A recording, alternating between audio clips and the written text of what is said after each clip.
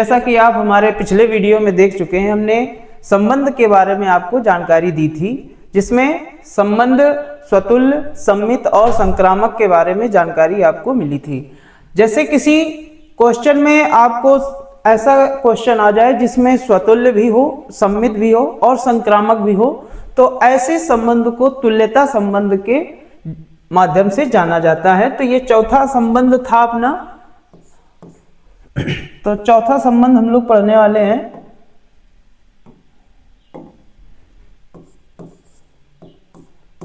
चौथा संबंध आएगा तुल्यता संबंध। तो तुल्यता के बारे में हम लोग जानकारी लेंगे।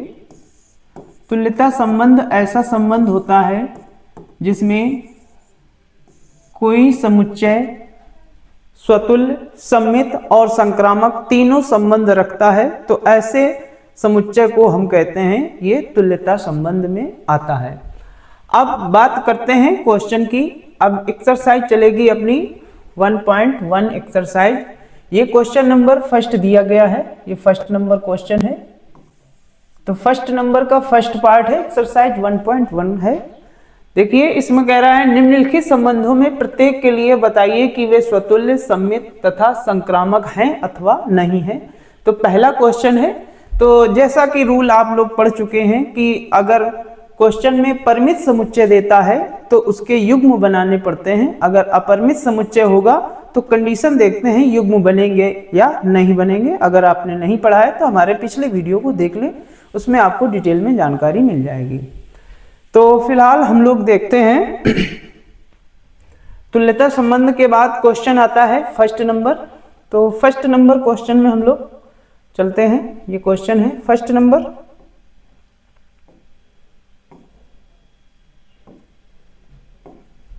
क्वेश्चन में कह रहा है कि एक समुच्चय, हमने बताया था पिछले वीडियो में भी कि जब भी स्वतुल्य, सम्मित, संक्रामक चेक करना होगा तो क्वेश्चन में सदैव दो चीजें दी जाएंगी।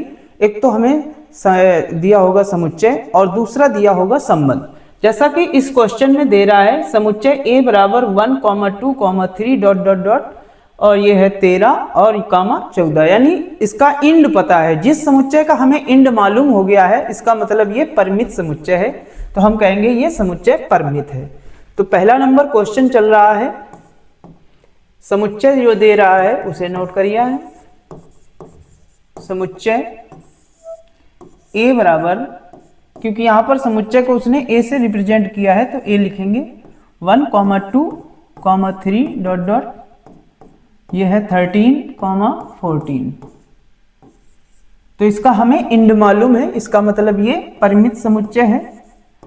तो परिमित समुच्चय जब भी होगा तो हमें r के युग्म बनाने पड़ते हैं। और युग्म कैसे बनते हैं, जैसा कि उस क्वेश्चन में कंडीशन देगा। अब हम लोग r के युग्म बनाएंगे। तो r बराबर क्या होगा? r बराबर हमारे पास सबसे पहले कंडीशन दी गई है x, y सच दैट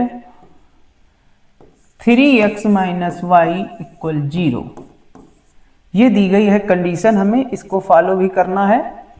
और इस कंडीशन के अकॉर्डिंग समुच्चय में हमें 14 से ज्यादा वैल्यू नहीं लेनी है, 1 से 14 के अंतर्गत ही रहना है। तो देखिए इसको सेटिस्फाइड करने वाला एक युग्म हम लोग बनाएंगे जो इस समीकरण को भी सेटिस्फाइड करे और समुच्चय में 1 से 14 तक के आगे कोई अंक ना हो, 14 से ज्यादा ना हो और 1 से कम ना हो। तो इसका मतलब है हमें r के ऐसे युग्म बनाने हैं। हम अपनी सुविधा अनुसार इसको नोट कर सकते हैं 3x इक्वल y। ये क्वेश्चन बन सकता है। यहाँ से y को हमने पक्षांतर कर लिया जिससे युग्म बनाना आसान हो जाए। यहाँ पर हम लोग x की वैल्यू यहाँ से उठाएंगे और 14 तक ले जाएंगे। तो देखिए अगर हम x की वैल्यू 1 लेंगे, अगर x की वैल्यू यहाँ पर 1 रखेंगे तो y की वैल्यू क्या आएगी? तो 1 का 3 से मल्टीप्लाई हो जाएगा तो ये 3 आएगा। तो 1, 3 पहला युग्म बन जाएगा। दूसरा युग्म क्या बनेगा वो देखते हैं। जब हम x के स्थान पर 2 रखेंगे तो x के स्थान पर 2 कॉमा, क्योंकि x, y पहले x की वैल्यू रखनी है, बाद में हमें उसी से y की वैल्यू फाइंड करनी है। यहां पर 2 रखेंगे तो क्या आएगा? y की वैल्यू 6 आएगी। फिर हम लोग रखेंगे x की जगह 3।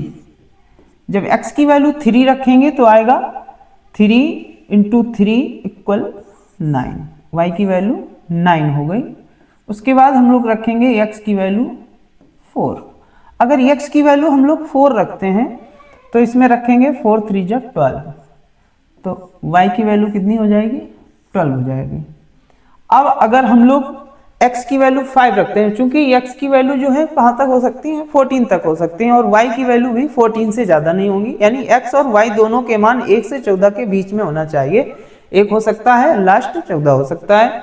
अगर हम लोग यहाँ पर 5 लेते हैं x की वैल्यू, तो 5 का 3 से मल्टीप्लाई होगा तो 15 हो जाएगा, जो कि हमारे समुच्चय का अवयव नहीं है। तो इसका मतलब x की वैल्यू हमें 4 से ज़्यादा नहीं लेनी है, क्योंकि यहाँ पर हमारी कंडीशन सेटिस्फाइड हो रही है 4 तक, उसके आगे नहीं हो पाएगी। तो इसका मतलब r के केवल इतने ही युग्म बनेंगे, और ऐसे आप समुच्चय में युग्म बनाएंगे। जैसा कंडीशन देगा उसी कंडीशन से r के हम लोग युग्म बनाते हैं। बात क्लियर है? अब आगे चलते हैं। जब हमें समुच्चय प्राप्त हो गया, समुच्चय से r के युग्म भी बन गए हैं, तो अब हम लोग संबंध निर्धारित करेंगे कि स्वतुल्य है, कि सम्मित है या संक्रामक है। तो देखिए, सबसे पहले हम लोग चेक करते हैं स्वतुल्य संबंध। तो इसको आप हेडिंग डाल के लिखेंगे जब भी क्वेश्चन को सॉल्व करेंगे, स्वतुल्य संबंध। अब स्वतुल्य संबंध में हम लोग क्या पढ़े हैं, formula same to same.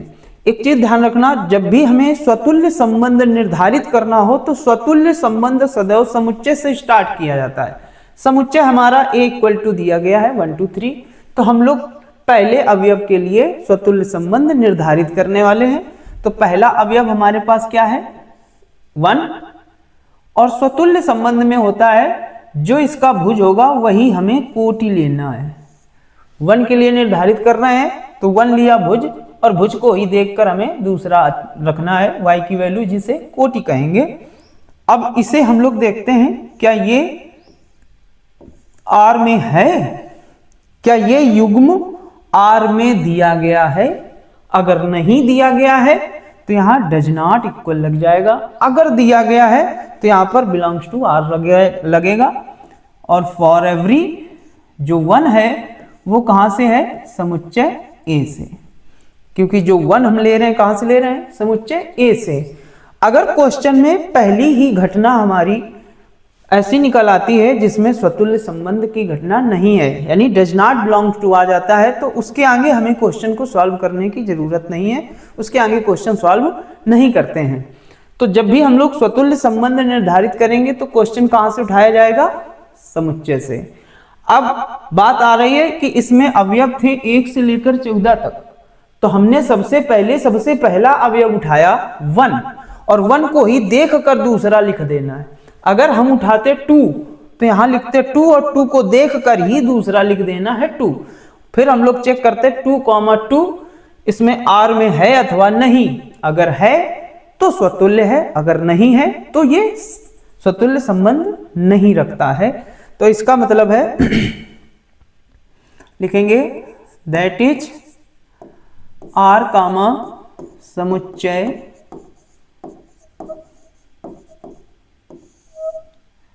A में स्वतुल्य संबंध नहीं है, स्वतुल्य संबंध नहीं है।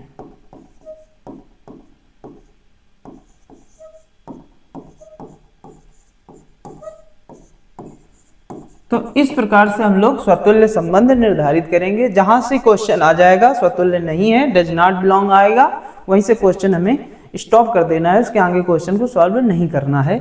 अभी हमने किया एक संबंध निर्धारित जो कि स्वतुल्य। अब हम लोग निर्धारित करेंगे कि ये सम्मित है अथवा नहीं है, संक्रामक है अथवा नहीं है। इन दो चीजों को याद रखेंगे। ये R के युग्म बने हुए हैं और ये हमारा समुच्चय है। अब सम्मित संबंध में हम लोग कैसे निर्धारित करेंगे, सममित संबंध। अब इसी क्वेश्चन में हमें सम्मित संबंध निर्धारित करना है। अब सम्मित संबंध में क्या होता है, सबसे पहले हम लोग समुच्चय नोट कर ले रहे हैं फिर से। इसमें 1 2 3 डॉट डॉट डॉट 13 और 14 था। जो r के युग्म बने थे, r इक्वल युग्म बनाए हमने 1, 3। दूसरा युग्म बना था 2, 6। तीसरा युग्म बना है 3, 9 और चौथा युग्म बना था 4, 12। तो ये r के युग्म थे। अगर स्वतुल्य संबंध हमें निर्धारित करना है तो क्वेश्चन को हमें समुच्चय से स्टार्ट करना होता है। अगर सम्मित और संक्रामक हमें जांच करनी है इसमें है अथवा नहीं है, तो सम्मित और संक्रामक संबंध के लिए क्वेश्चन सदैव r से स्टार्ट किया जाता है। इसे आप जरूर ध्यान रखें। तो अब हम लोग r से निर्धारित करेंगे क्वेश्चन सम्मित संबंध इसमें है अथवा नहीं है। तो देखिए, सबसे पहले r का पहला युग्म क्या दिया गया है, पहले युग्म के लिए हम लोग पहले चेक करेंगे। तो लिखेंगे 1, 3। 1, 3 ये r में ऑलरेडी होता है, ये हमने नियम में बताया था, ये युग्म होता है। फिर हमें क्या करना है, इनको आपस में इंटरचेंज कर देना है। इंटरचेंज बिलोंग्स टू लगाएंगे। इंटरचेंज कैसे, 3 को पहले लिखेंगे और 1 को बाद में लिखेंगे। अब इस युग्म को देखना है क्या ये r में कहीं है।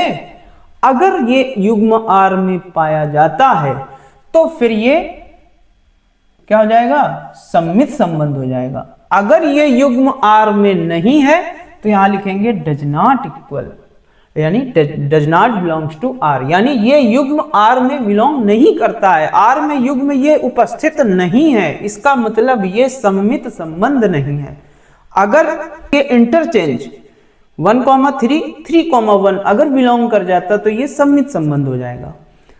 अगर कहीं घटना हमारी पहली से ही ऐसी हो गई जो मना कर दिया कि उसमें सम्मित संबंध नहीं है, तो हमें प्रत्येक युग्म के लिए चेक करने की कोई आवश्यकता नहीं होती है। एक बार अगर मना करने पर आ गया है कि ये डज नॉट बिलोंग्स टू आ चुका है, तो फिर आगे युग्मों को हमें चेक नहीं करना है, बस यहीं तक क्वेश्चन को सॉल्व करना होता है।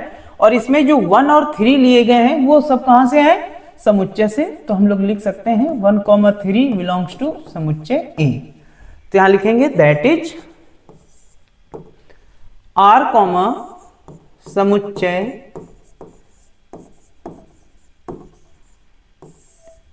ए में सममित संबंध नहीं है। सममित संबंध नहीं है।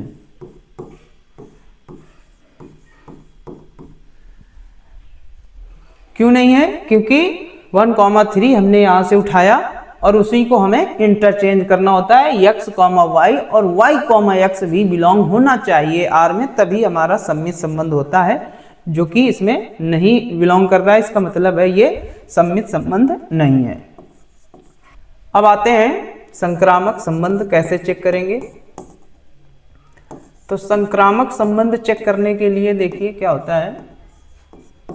संक्रामक संबंध हमने बताया है आपको कि सम्मित हो या संक्रामक हो, हमें क्वेश्चन स्टार्ट कहां से करना है, स्टार्ट सदैव r से करना है। r में जो आप युग्म बनाएंगे क्वेश्चन हमें वहीं से स्टार्ट करना है।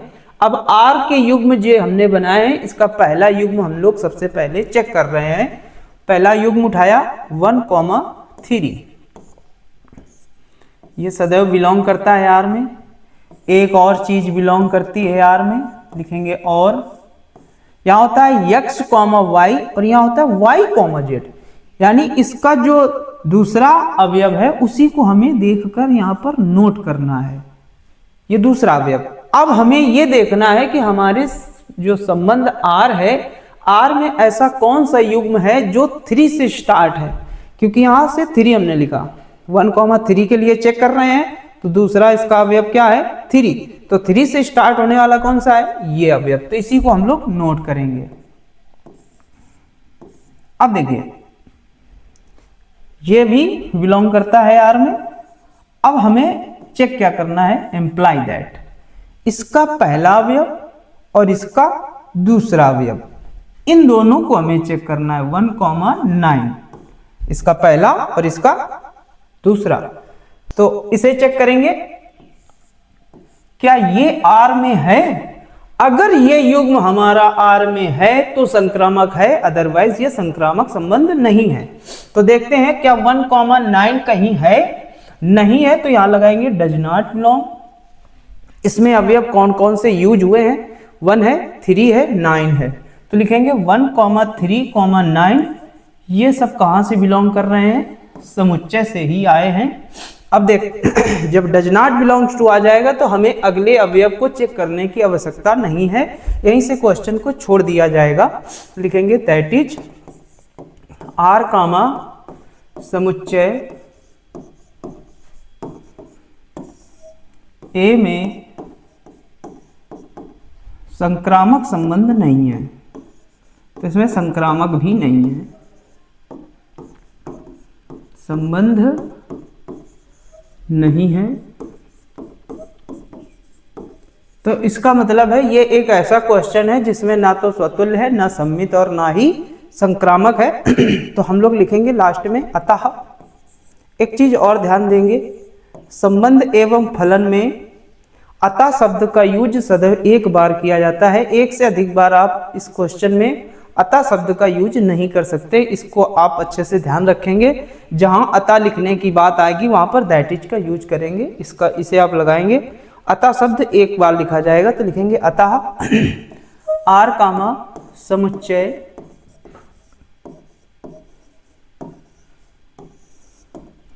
A में, क्योंकि क्वेश्चन में दो चीजें दी होती हैं, एक R दिया होता है और समुच्चय A दिया होता है, स्वतुल्य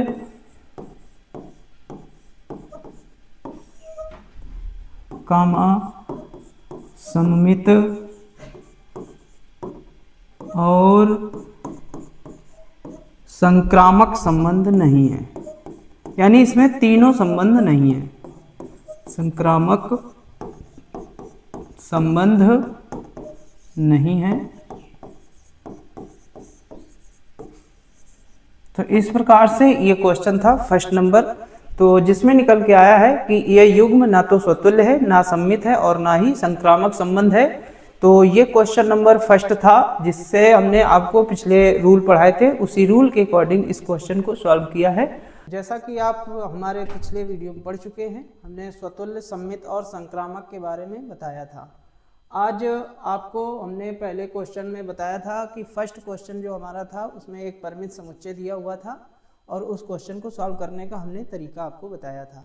आज मैं फर्स्ट का सेकंड पार्ट बताने जा रहा हूँ। क्वेश्चन में कह रहा है समुच्चय A है 1 2 3 4 5 6, यानी जिसका हमें इंड मालूम है तो उसे हम कहेंगे ये परिमित समुच्चय है।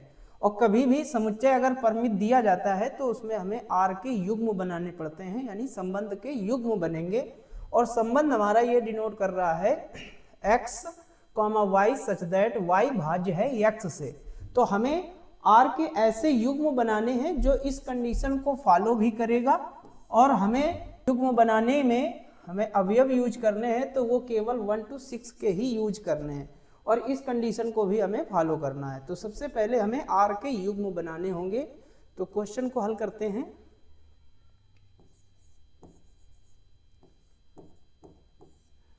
तो ये तो समुच्चय हमारा ये दिया है, R हम लोग निकालेंगे, नोट कर लेते हैं। A इक्वल टू 1 2 3 4 5 6, तो ये परिमित समुच्चय है, तो परिमित है। अब हम लोग परिमित समुच्चय में हमेशा पढ़े हैं कि परिमित समुच्चय जब भी होगा तो हमें R के युग्म बनाने होते हैं। तो R बराबर हम लोग युग्म बनाएंगे, और युग्म हमें ऐसे बनाने हैं कि इस कंडीशन को भी हमें फॉलो करना है। इसमें कह रहा है कि y जो है वो x से विभाजित होता है, तो y अगर x से विभाजित है तो हमें इनमें से ऐसे अंक लेने हैं जैसे 1, 1, ये x की वैल्यू होती है और ये y की वैल्यू होती है। इसमें y x से कट जाएगा, विभाजित होने का मतलब कट जाएगा। तो हम 1, 1 ले सकते हैं, 2, 2 ले सकते हैं, 3, 3 ले सकते हैं, ये विभाजित हो जाएंगे एक दूसरे से। 4 4 ले सकते हैं, 5 5 5 5 ले लिया, और इसमें हम 6 ले सकते हैं। इसमें y का जो योग अवयव है वो हमारा x से कट जाएगा। अब हमें इनमें से और ऐसे, ये तो सेम युग्म हो गए, अब हमें ऐसे युग्म इसमें बनाने हैं जिससे y हमारा कट जाए x से। तो हम कह सकते हैं 1 का सबके साथ युग्म बन सकता है, 1, 2 1 से डिवाइड हो सकता है, 1, 3 डिवाइड हो सकता है, 1, 4 1, 5 1, 6 ये भी डिवाइड हो जाएगा। अब हम ये देखते हैं 2 से कौन कौन सी संख्या इसमें विभाजित हो जाएंगी। तो 2 से 4 विभाजित होगा और 2 से 6 भी विभाजित हो जाएगा। केवल 2 के इतने युग्म बन सकते हैं। अब 3 से विभाजित होने वाला कौन सा है, तो 3 से विभाजित होने वाला केवल 6 है, क्योंकि 3, 3 तो हम लोग ऑलरेडी बना चुके हैं। तो यहाँ पर r के टोटल इतने युग्म बनेंगे। अब चूंकि r हमारा बन चुका है, जब r के युग्म बन जाते हैं तो अब हमें स्वतुल्य, सममित और संक्रामक की जांच करनी है क्वेश्चन में। तो देखिए सबसे पहला हम लोग सॉल्व करेंगे स्वतुल्य संबंध। अब स्वतुल्य संबंध में हम लोग पढ़ चुके हैं, सेम का सेम के साथ में संबंध हमें दर्शाना है। दूसरा, स्वतुल्य संबंध जब भी हम लोग सॉल्व करेंगे वो हमेशा सवाल समुच्चय से स्टार्ट किया जाता है। तो स्वतुल्य कभी भी आपको जांच करनी है तो सवाल से ही हमको क्वेश्चन को स्टार्ट करना है जहां पर समुच्चय दिया जाए। तो समुच्चय में हमारे जो यौगिक दिए गए हैं इन्हीं के लिए हमें चेक करना है कि ये स्वतुल्य है अथवा नहीं है। तो देखिए हम पहले समुच्चय के पहले अवयव के लिए बात करेंगे 1। ये भुज है, भुज को ही देखकर हमें कोटि रखनी होती है। तो 1, 1 क्या ये बिलोंग कर रहा है R में, तो 1, 1 का हमारा युग्म बना हुआ है। तो लिख देंगे फॉर एवरी जो 1 है वो बिलोंग करता है कहाँ से, समुच्चय A से। तो यहाँ पर A लिख देंगे। अब हम अगले के लिए बात करते हैं 2 से। तो 2, 2 क्या R में मिलेगा, इसका मतलब ये भी बिलोंग करेगा। 3, 3 ऐसे लिख सकते हैं, 2, 2 बिलोंग करेगा R में।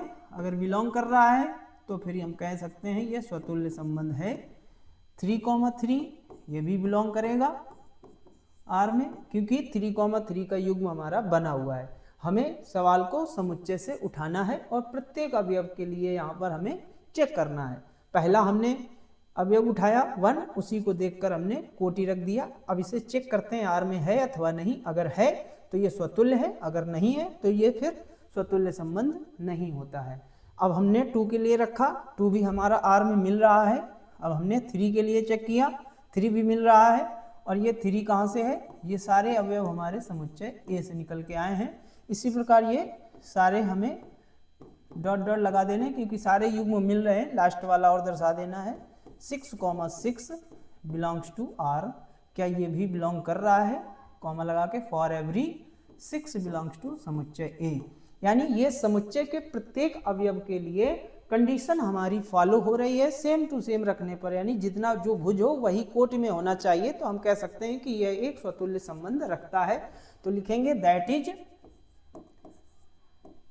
R, समुच्चय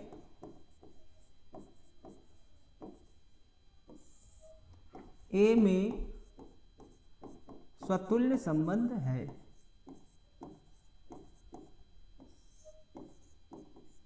इस प्रकार से हम लोग स्वतुल्य संबंध इस क्वेश्चन में जांच कर सकते हैं।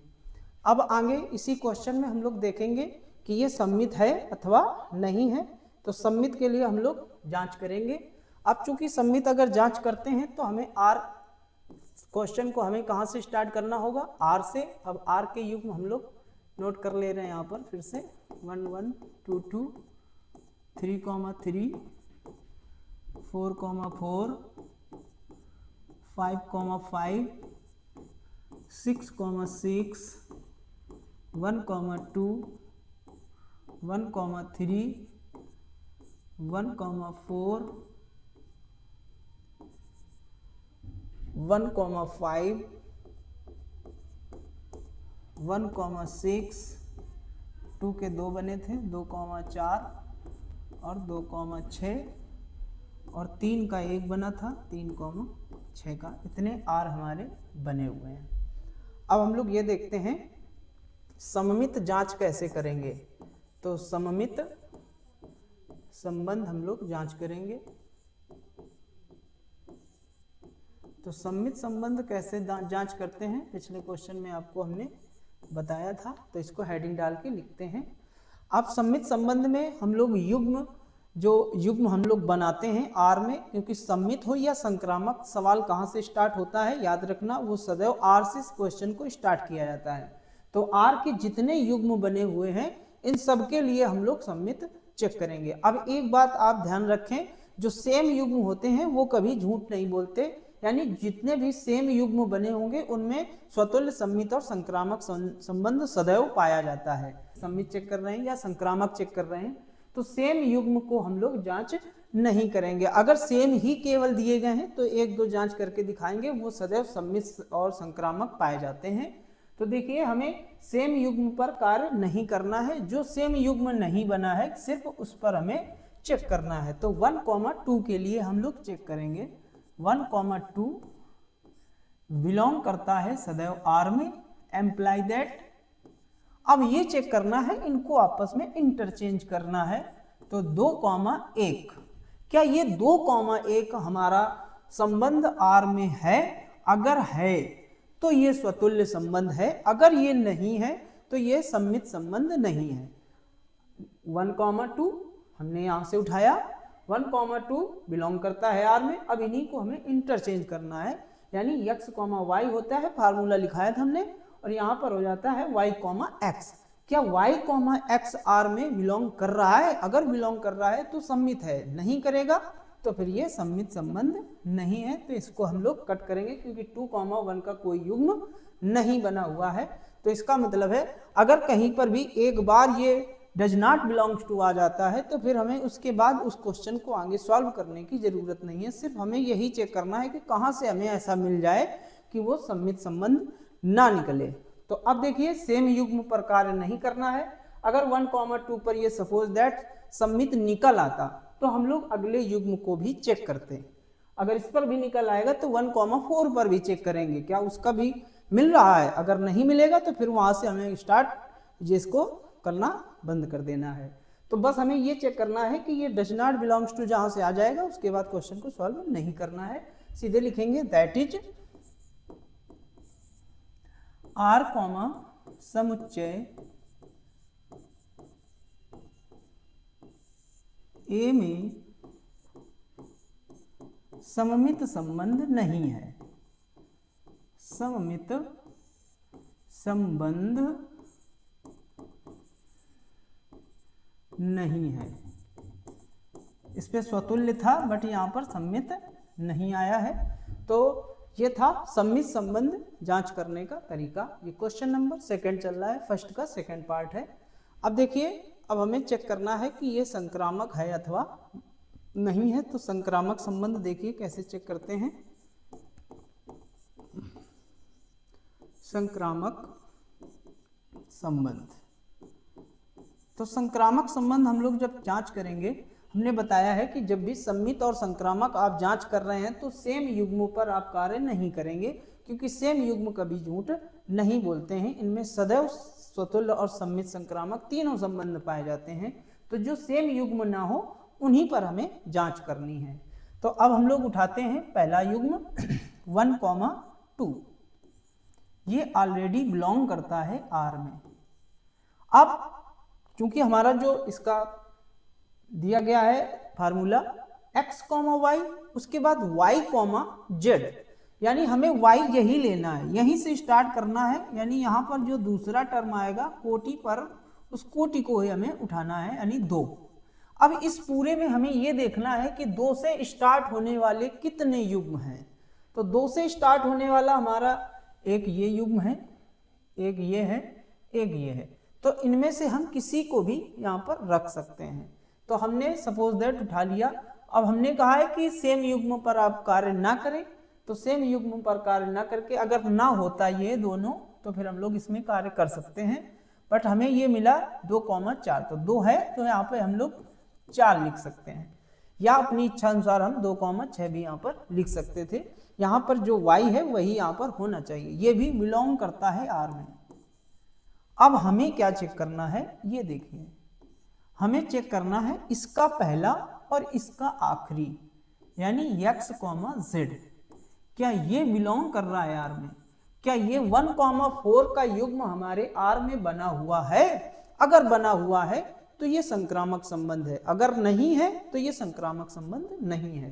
तो यहाँ पर हम देख रहे हैं कि 1,4 हमारा बना हुआ है, तो इसका मतलब है कि ये एक संक्रामक संबंध है। अब अभी हमने एक पर कार्य किया है, अभी निर्धारित नहीं हो पाया है, अगले पर भी हम लोग कार्य करेंगे।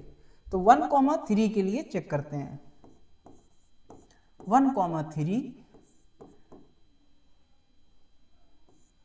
बिलोंग्स टू R, आगे, और अब हम यहां देख रहे हैं y के स्थान पर क्या रखा है, 3 रखा है। तो 3 से स्टार्ट होने वाले युग्म हम ढूंढेंगे कहां पर मिलेंगे। सेम युग्म वाले पे कार्य नहीं करना, भी हम लोग देख रहे हैं 3 से स्टार्ट होने वाला ये मिल गया हमें, तो यही वाला युग्म हमें उठा के रख लेना है। तो ये हमारा बन गया x, y, यहाँ बन गया y, z। हमें चेक करना है x, z क्या इस R में पाया जाता है युग्म? अगर पाया जाएगा तो फिर ये संक्रामक संबंध रखेगा। तो हम रखेंगे इसमें पहले का पहला युग्म और पहले का पहला यौगिक और दूसरे का दूसरा। तो अब लिखेंगे 1,6, क्या ये बिलोंग करेगा R में? अगर ये बिलोंग करेगा तो ये संक्रामक संबंध है, नहीं तो नहीं है। तो देख रहे हैं 1,6 इसमें हमारा युग्म बना हुआ है, इसका मतलब ये संक्रामक संबंध रखता है। आप किसी पर भी चेक कर सकते हो, जैसे 1,5 पर चेक करते हैं। 1,5 अगर ये संक्रामक ना होगा तो 1 या 2 करने पर निर्धारित हो जाता है, और बस सेम युग्म पर आप कार्य ना करें। अब यहाँ से 5 से स्टार्ट होने वाले युग्म हमें इसमें देखने हैं कहाँ मिलेंगे। 5 से स्टार्ट होने वाला केवल एक ही युग्म पाया गया, ये 5,5। तो अगर एक ही युग्म है और वो सेम है तो सेम पर हम लोग वर्क कर सकते हैं।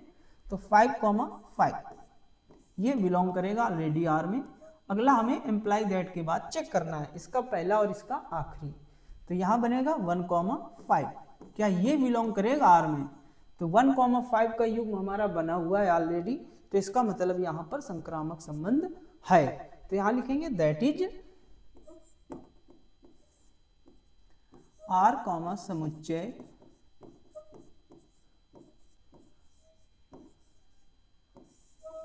A में संक्रामक संबंध है।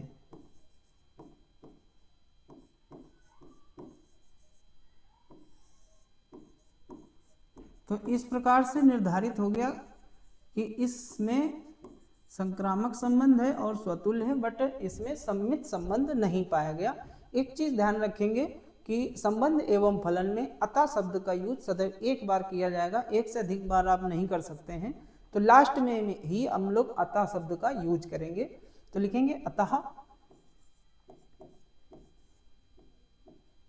ऐसे ही वर्ड आपको लिख देना है, R, समुच्चय A में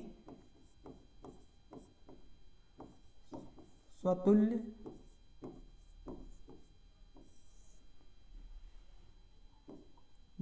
व संक्रामक, ये दोनों संबंध निकल के आए हैं इसलिए इनको पहले नोट कर रहे हैं, संक्रामक संबंध है। परंतु कौन सा संबंध इसमें नहीं निकला है? तो हमारा सम्मित संबंध इसमें नहीं शो कर रहा है, तो लिख देंगे परंतु सममित संबंध नहीं है।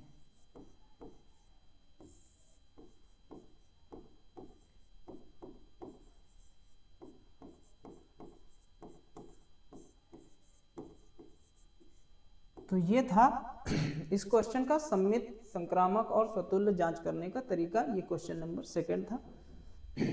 अब क्वेश्चन नंबर आपको हम 3rd पार्ट पढ़ाने जा रहे हैं। ये एक्सरसाइज 1.1 एनसीईआरटी का 3rd नंबर क्वेश्चन है।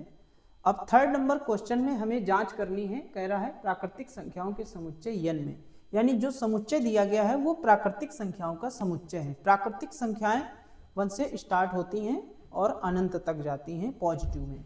अब ये तो एक अपरिमित समुच्चय हो गया, यहाँ पे लिखेंगे हल।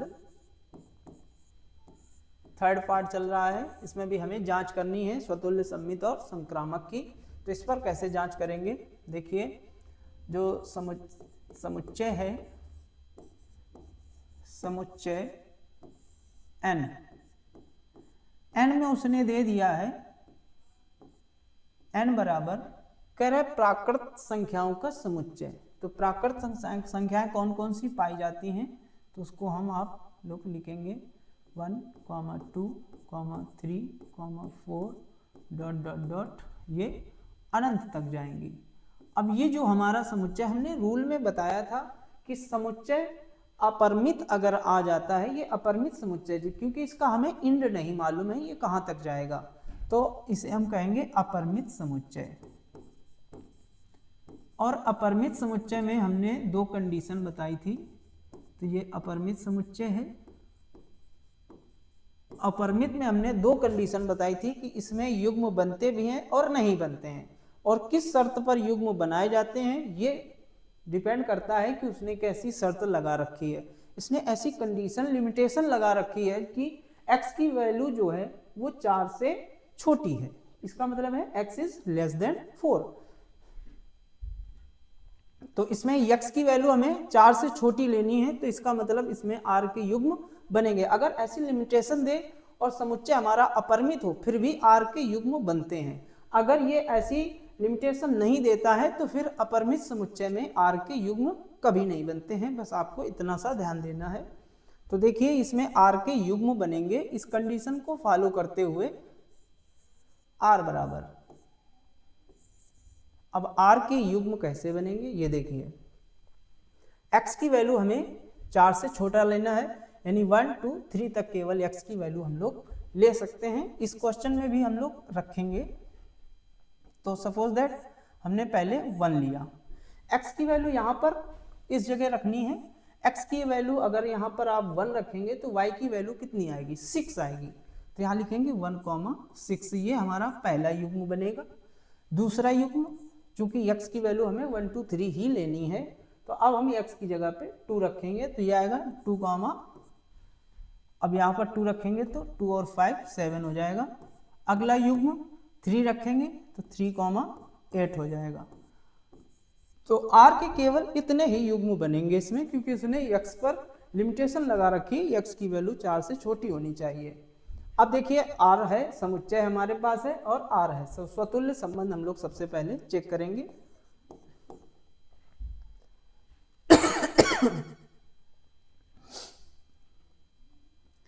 तो स्वतुल्य संबंध देखिए, स्वतुल्य संबंध।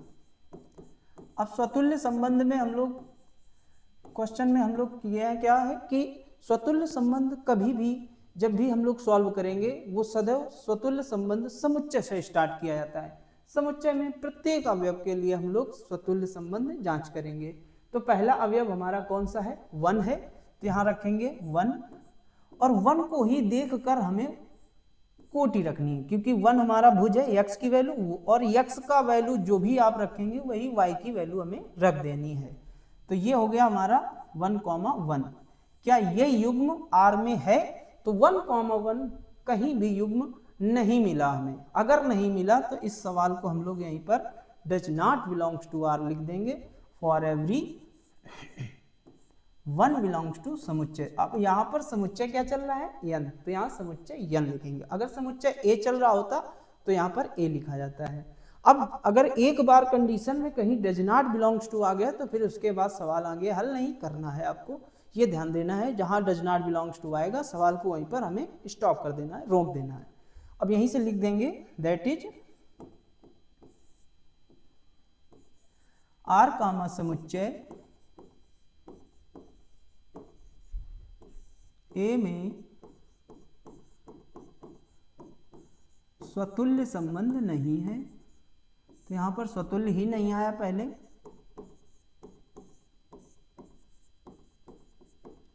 अब हम लोग चेक करते हैं सममित संबंध कैसे चेक होगा। देखिए बी पॉइंट ऐसे पॉइंट डाल के हेडिंग डाल के आप लोग क्वेश्चन को सॉल्व करेंगे। सममित संबंध। तो अब सममित संबंध में याद रखना है कि जब भी सममित और संक्रामक हमें जांच करनी है तो क्वेश्चन हमेशा आर से स्टार्ट किया जाता है, बस आपको ये ध्यान देना है। स्वतुल्य जब भी होगा हमें क्वेश्चन को स्टार्ट करना है तो समुच्चय से स्टार्ट करना है। सममित और संक्रामक होगा तो आर से स्टार्ट किया जाएगा। आर में जो युग्म दिया होगा, आर में जो कंडीशन दी होगी, सदैव वहीं से क्वेश्चन को हमें स्टार्ट करना है। तो आर का पहला युग्म क्या है, इसी को नोट करेंगे 1,6। ये ऑलरेडी बिलोंग करता है आर में। अब हमें चेक क्या करना होता है, एम्प्लाई दैट, इन्हीं को आप आगे पीछे रखेंगे क्योंकि ये x, y है। अब हमें चेक करना है y, x यानी 6,1 क्या ये बिलोंग कर रहा है आर में। क्या 6,1 का युग्म आर में बना हुआ है? अगर बना हुआ है तो ये सममित है, अगर नहीं बना है तो ये फिर सममित संबंध नहीं है। हम देख रहे हैं 6,1 का कोई युग्म इसमें नहीं है, तो यहाँ लगाएंगे does not belongs to R. ये 1,6 का यूज हुआ है, ये समुच्चय से आए हैं, आप यहाँ लिखेंगे। तो यहाँ से डज नॉट बिलोंग्स टू आ गया, तो अब हमें सममित यहाँ आगे चेक करने की जरूरत नहीं है, यहीं से छोड़ देंगे। दैट इज आर समुच्चय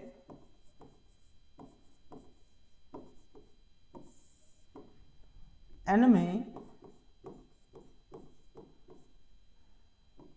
सममित संबंध नहीं है। सममित संबंध नहीं है।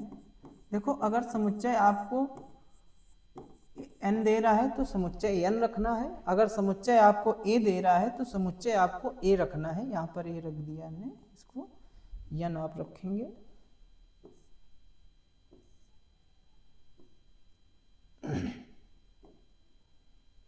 तो यहाँ पे लिखेंगे समुच्चय n।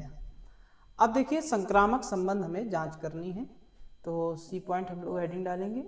अब संक्रामक संबंध में हम लोग क्या जांच करेंगे, संक्रामक हो या सममित सदैव आर से स्टार्ट करना है, बताया हमने आपको। अब पहला युग्म के लिए ही हम लोग कार्य करेंगे, 1,6 बिलोंग्स टू आर। फिर उसके बाद हमें एक और दिया होगा और हमें 6 से स्टार्ट होने वाला ही लेना है, 6, अब 6 से हम देख रहे हैं स्टार्ट होने वाला कोई युग्म नहीं है, यानी यहाँ पर जो एक कंडीशन और इसमें सेटिस्फाइड होती है वही नहीं दी गई है, तो इसे हम लोग छोड़ देंगे। यहाँ है नहीं 6,0 यानी कुछ है नहीं, तो यहाँ से हम लोग क्या रखेंगे, एम्प्लाई दैट यही नहीं बिलोंग कर रहा है अपना, यानी कंडीशन ही इसकी फॉलो नहीं हो रही है। तो हम लोग इस सवाल को आगे फिर नहीं करेंगे क्योंकि हमारा 6 से स्टार्ट होने वाला ही युग्म नहीं मिल रहा है, यानी क्वेश्चन की सेटिस्फाइड नहीं हो रही कंडीशन ही, तो हम आगे क्वेश्चन को कैसे चेक करेंगे।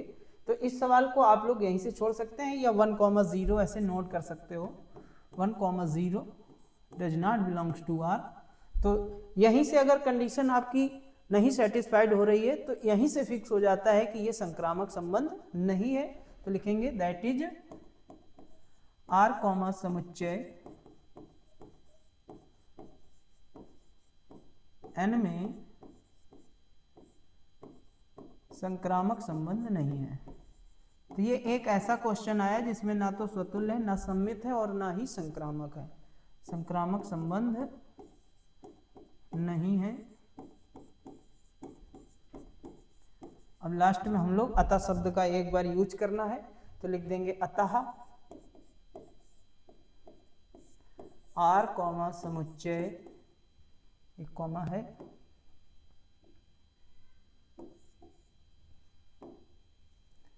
आर समुच्चय n में ना तो स्वतुल्य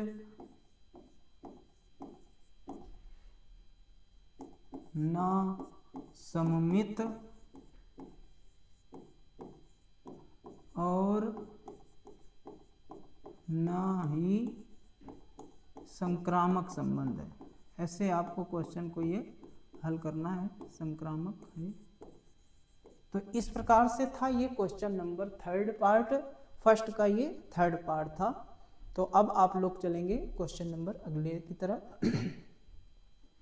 तो क्वेश्चन नंबर फोर्थ दे रहा है समस्त पूर्णांकों के समुच्चय जेड में। इस बार समुच्चय को जेड से रिप्रेजेंट किया है, तो यहां पर हम लोग लिख सकते हैं हल। तो समुच्चय क्या दिया है, तो लिखेंगे समुच्चय जेड बराबर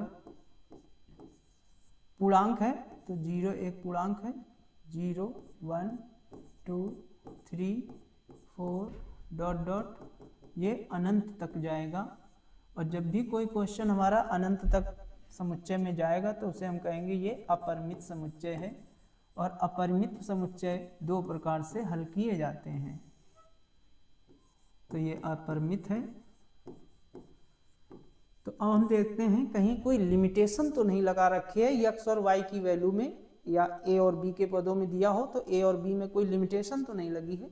तो इसमें कोई लिमिटेशन नहीं लगी हुई है, तो इनमें से कोई भी हो सकता है। तो इसका मतलब यहाँ पर r के युग्म नहीं बनाए जाएंगे। अभी तक हमने आपको 3 क्वेश्चन बताए जिसमें r के युग्म बने थे। अब इसमें r के कोई युग्म नहीं बनने हैं, क्योंकि यहाँ पर एक अपरिमित समुच्चय है और कंडीशन में कोई लिमिटेशन नहीं दे रहा है। कोई ये नहीं कह रहा है कि यहाँ से इसकी वैल्यू कम होनी चाहिए या उससे अधिक होनी चाहिए, ऐसी कोई लिमिटेशन नहीं दी गई है। तो इसका मतलब इसके युग्म नहीं बनेंगे। तो r हमारा नोट कर रहे हैं, r दिया गया है r equal x, y such that x minus y एक पूर्णांक है।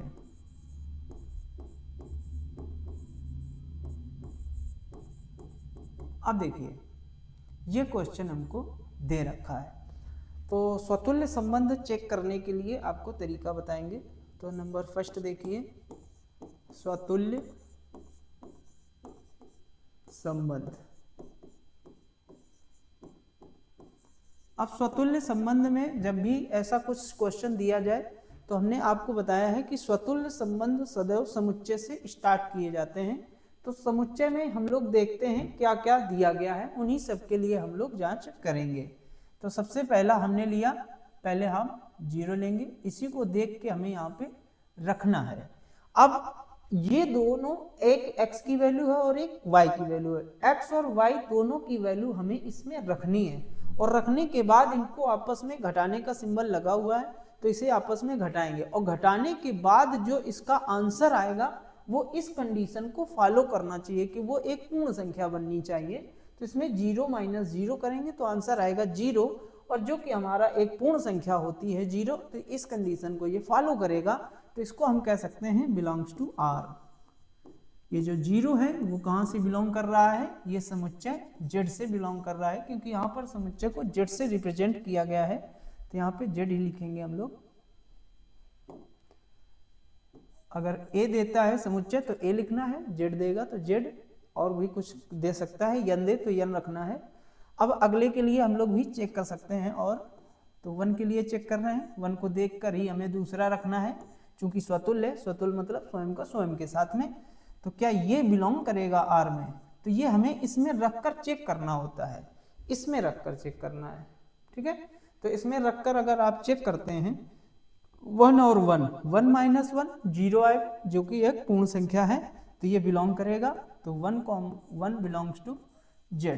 तो यहाँ पर जो 1 है वो 1 हम इसमें रखेंगे, घटाने पर 0 आएगा, 0 एक पूर्ण संख्या है, यानी हमारी ये घटना जो है इसके सेटिस्फाइड में है। इसका मतलब है ये स्वतुल्य संबंध है। आप किसी के लिए भी चेक करेंगे, क्योंकि माइनस लगा है, 2 माइनस 2 करेंगे तब भी 0 आएगा, 3 के लिए चेक करेंगे, 4 के लिए चेक करेंगे, सब में 0 आएगा। इसका मतलब स्वतुल्य संबंध ये हर एक कंडीशन में बनता चला जाएगा।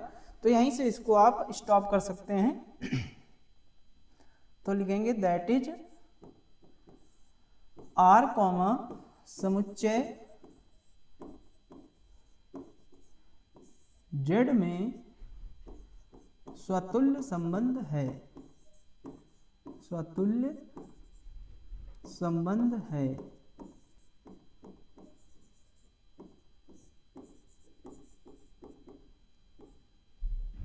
अब यहाँ पर हम लोग कंडीशन ऐसी भी लगा सकते हैं, जैसे इस टाइप का क्वेश्चन दिया जाता है तो हम लोग एक बार x के स्थान पर y और एक बार y के स्थान पर x भी पुट कर सकते हैं। तो यहाँ पर कंडीशन हम लोग इसकी बना सकते हैं, x के स्थान पर y रखेंगे या y के स्थान पर सपोज दैट हमने x रखा, तो x, x ये बिलोंग कर रहा है R में, और या y x के स्थान पर y रखोगे तो y, y बिलोंग करेगा R में। तो यहाँ से हम लोग लिख सकते हैं कि ये स्वतुल्य संबंध है। अगर आप ऐसे रख सकते हो, कोई बिंदु ले सकते हैं, या फिर x और y का भी हम लोग यूज कर सकते हैं। तो इस टाइप के क्वेश्चनों को आप स्वतुल्य जांच करने का ये तरीका है। अब हम लोग चेक करते हैं कि ये सममित संबंध है अथवा नहीं है। तो भी है, तो सममित संबंध देखिए, सममित संबंध, सममित संबंध में हम लोग देख रहे हैं x माइनस वाई एक पूर्णांक है,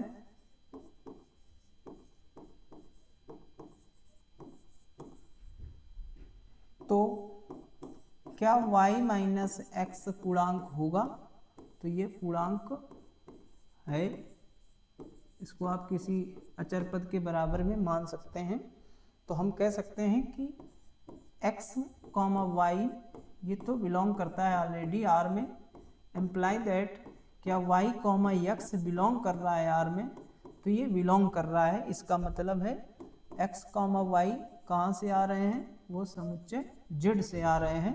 तो लिखेंगे दैट इज R, समुच्चय Z में सममित संबंध है, सममित संबंध है।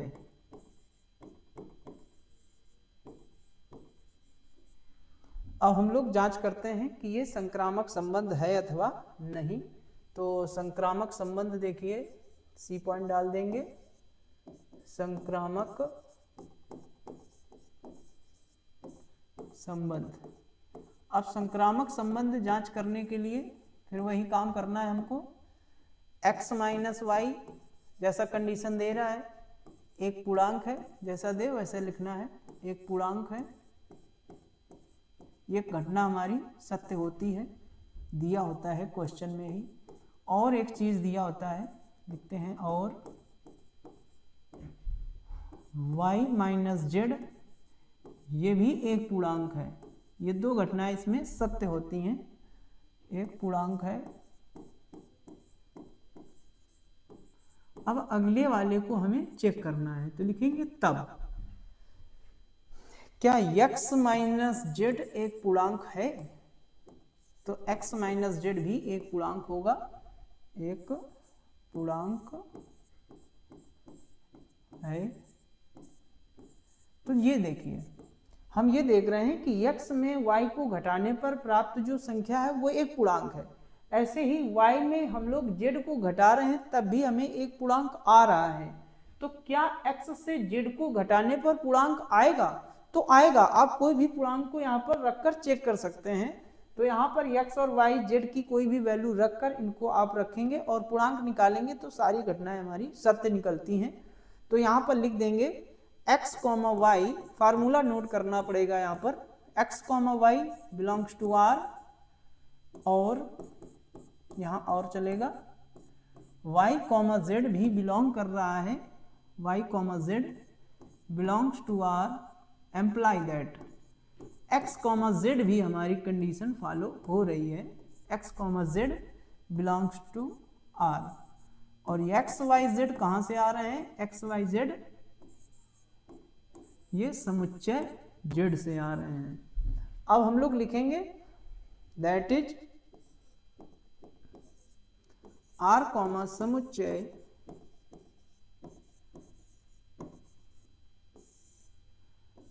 Z में संक्रामक संबंध है। तो इस क्वेश्चन में हमारे सारे संबंध निकल के आए हैं, तीनों संबंध सत्य हैं। अब ये ध्यान देना है कि इसमें अतः शब्द का यूज सिर्फ एक बार होता है, तो इसमें अतः लिखेंगे, अतः आर कॉमा समुच्चय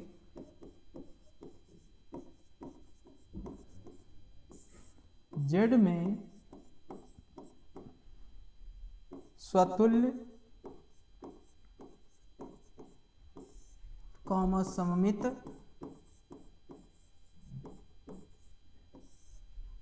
और संक्रामक संबंध है।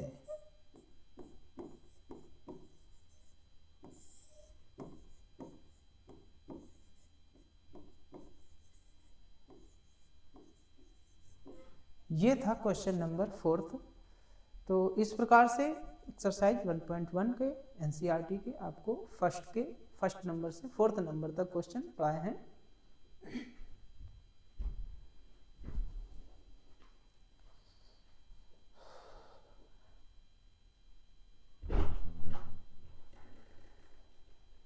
आप बंद करते, थक गए।